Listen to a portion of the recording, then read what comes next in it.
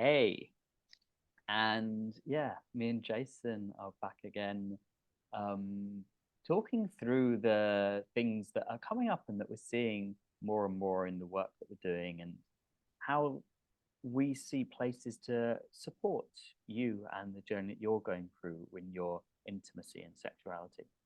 And we wanted to talk today about what is it that holds us back from really coming into the intimacy that we want and the intimacy that we desire. What is it that is standing in our way? Yeah. So, what is that? Mm. Yeah, when I feel into like my connections that I've made and these spaces of kind of wanting to be more intimate with someone, the first thing that comes up is always fear. It's like, fuck. I really want to be close with this person. Maybe I'm really attracted to this person. I'm really curious about this person. And then just fear of rejection. What if they don't want the same thing? And then I find all of us have our kind of stories that show up again and again that we put onto the other person that keeps us distant.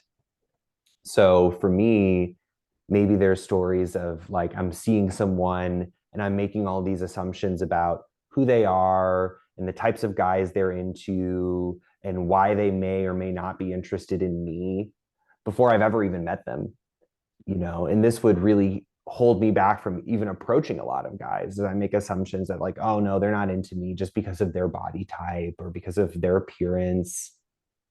And so I'm kind of get caught in these projection games of just making all of these stories, making all of these assumptions about who these people are before we've ever even met. Mhm. Yeah, I find that I'm so often in this place of I suppose it comes from my own sense of self-worth of feeling like, why would this person ever be interested in me? Like, I see this person, I have a desire to move towards them, but all of exactly what you just said there, all of my stories of I'm not good enough, essentially. And then I will play with all my different little ways to drop little hints of what, oh, let's just try this. Like, if I'm in a club or something, I don't feel like my conversational ability is good enough, but I feel I can dance my hips really well. So I might kind of not be able to start a little chat with them, but I might go and dance near them and see if that happens. So it's like I'll drop lots of little tasters of kind of like to show that I'm interested, to just check whether they might be. And none of that is just going, turning around and making that contact and feeling into like feeling beyond my my sense or my lack of sense of self-worth in that particular moment. And I think that's where you talk about projections is we often project onto the other the places that we struggle with ourselves. And yeah, and that can come particularly hard when we are really desiring some connection with someone else. And it's not just a connection that is just like, oh, I'm curious what this could be. It's I want, I'm feeling, and it's that very wanting, like I'm feeling like I want something here. And actually, that can come from a sense of lack of like feeling that part of me is not being satisfied and that something in this connection with this person is going to fulfill that. And yeah, that can bring up loads of stuff around rejection. Like I think that's kind of like you said at the beginning, it's the fundamental fear. And it's the fundamental fear of rejection that a part of me is not good enough in this connection. And actually, maybe I approach that person and they give me a smile and a no, thank you. Or we have a conversation for 2 seconds or a dance for 2 seconds, and that's it. And can I be okay with that? But also in taking the risk to step forward and go, if they say no to me, it's nothing to do with me. This is not a assessment of me and my personality and my who I am. It is I have no idea what it is that they are saying that. Yeah. I would love to live in a world where once that first contact is made, then it's like smooth sailing. But I find, that fear often persists. It's like even when I'm getting to know someone, especially in that early stage, or if I'm getting physically intimate with someone for the first time, I find the field is ripe with what I call mind fucks. And mind fucks are, especially if you're being physical with someone, when suddenly you start getting caught in some thought in your mind that's like on a loop, and it really pulls you out of this experience. And for me, often these mind fucks are places of trigger around fear of bringing my experience. So maybe I'm, getting physical with someone and something's like not quite working for me and I want to change it, but I'm really afraid of saying that because I don't want to hurt my partner's feelings. I don't want to come across as needy. I want to be the guy who can have a lot of fun. Um, or maybe I'm actually loving this so much. What happens for me a lot is I'm a really emotional person, and so I might just have a lot of feelings come up that's like, wow, this is really touching me in a really deep way. And I want to have space to share those feelings.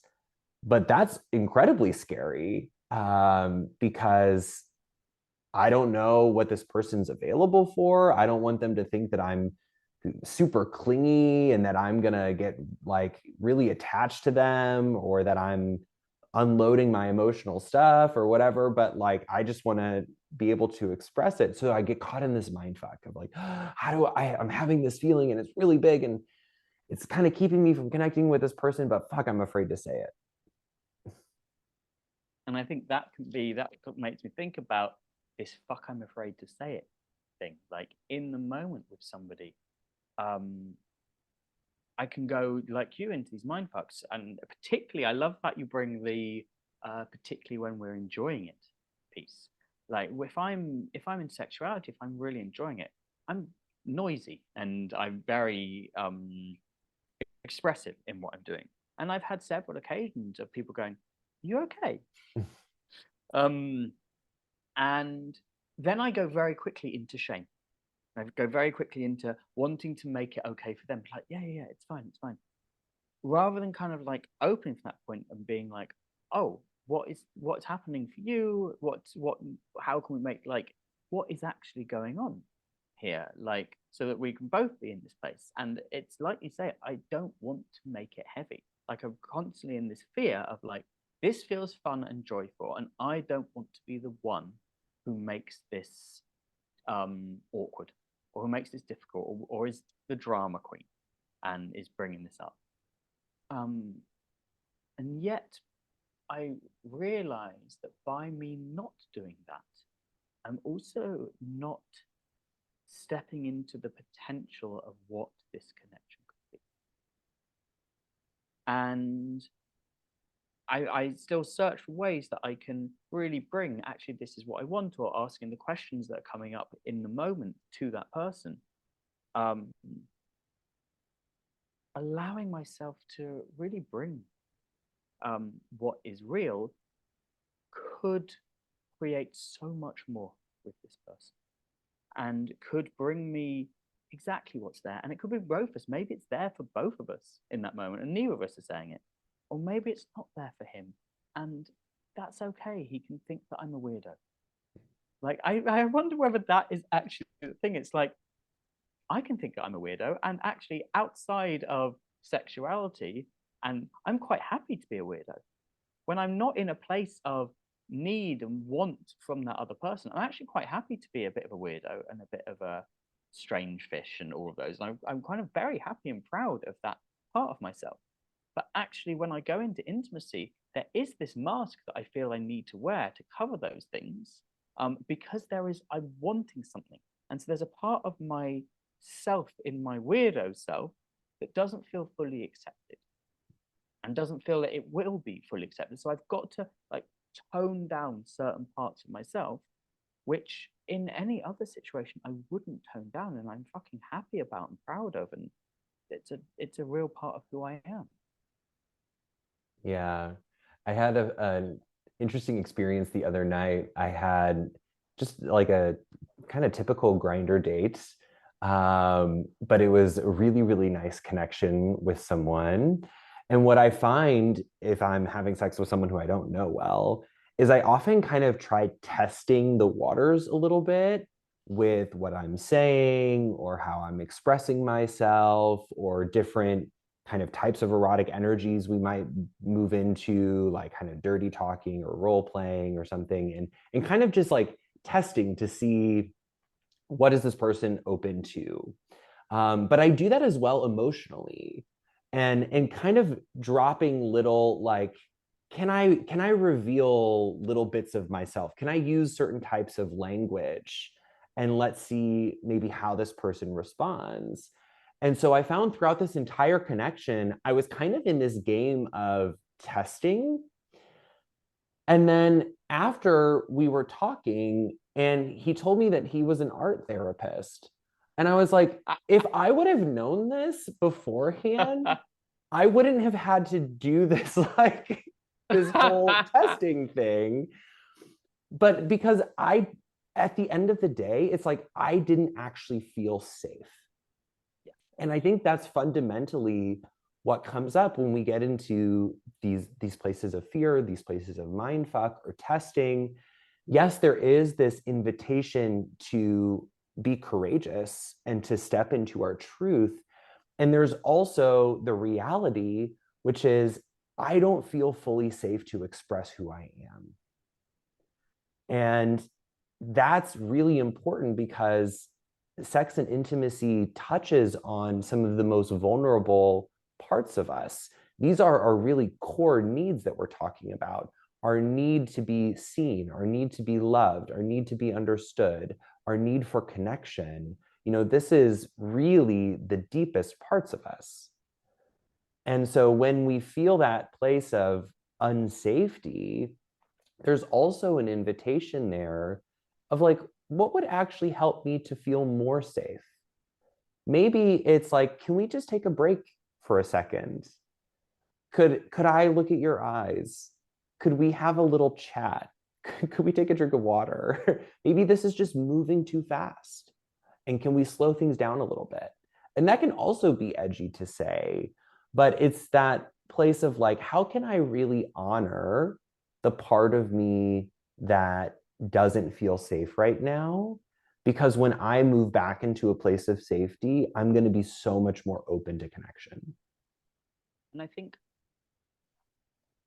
a lot of that has to also do with, can I learn what I need to feel safe outside of a sexual environment? Like I go in very much wanting to feel, wanting to express myself and da da da, but maybe I just don't know what makes me feel safe. And can I get to know myself? Like you say, it could be having a drink of water, it could be having a breath, it could be making some eye contact, it could just be slowing down. But can I just start to get to know my system? Like I personally don't always understand that I don't feel safe. I also need to know what are my things around not feeling safe. For me, it can be very much I go into my head in sex. Like I'm often not in my head. And if I get stuck in my head or I start to worry about things or yeah, then I don't feel safe here.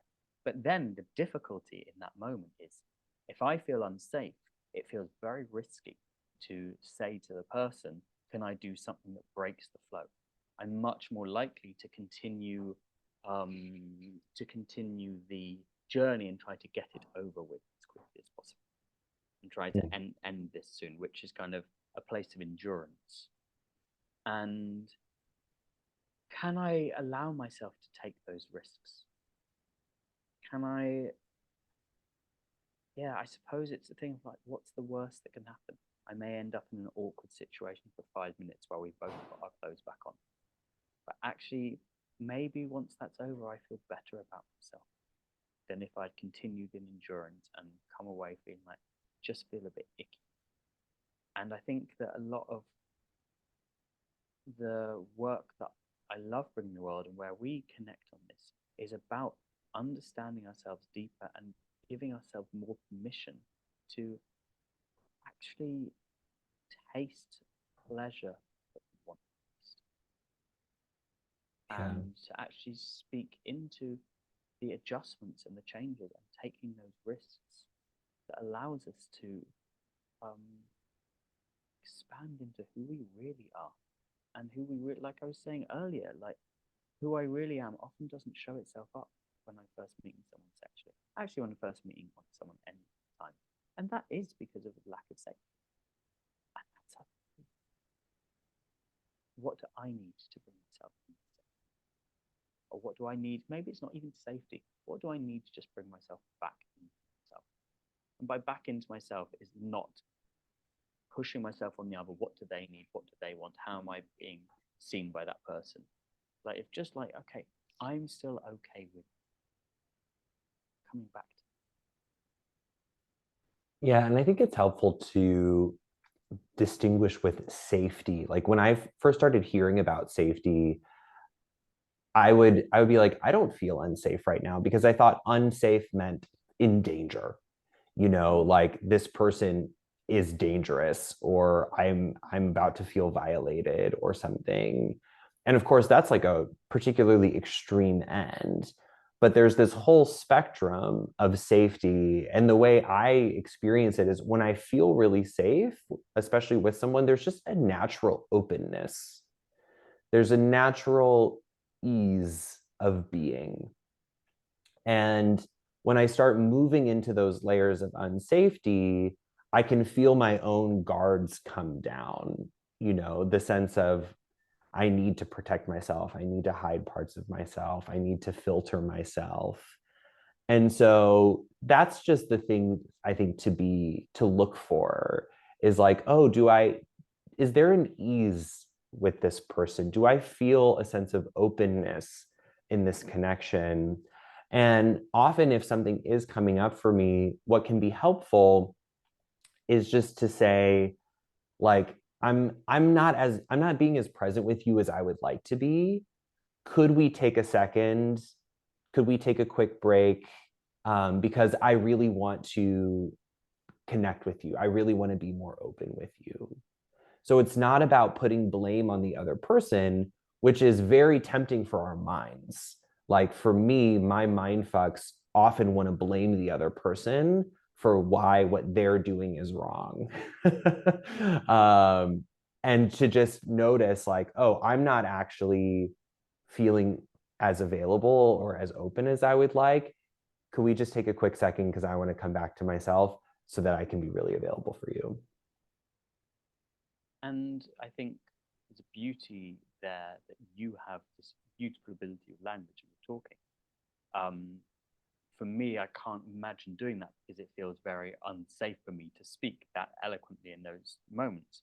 But I'm much more comfortable in my body, and I'm much more comfortable in sort of moving away and sort of just hugging that person, or just touching them, and sort of like just like easing my own body down into probably the same kind of things of like, I want to slow down, I want to move apart, I want to stay in connection. Maybe I will bring something, but I wouldn't probably be able, or in the past definitely not, to be as eloquent as that. But there are so many ways that we can do this, and it goes back to knowing ourselves and knowing what does it feel like for me to feel unsafe.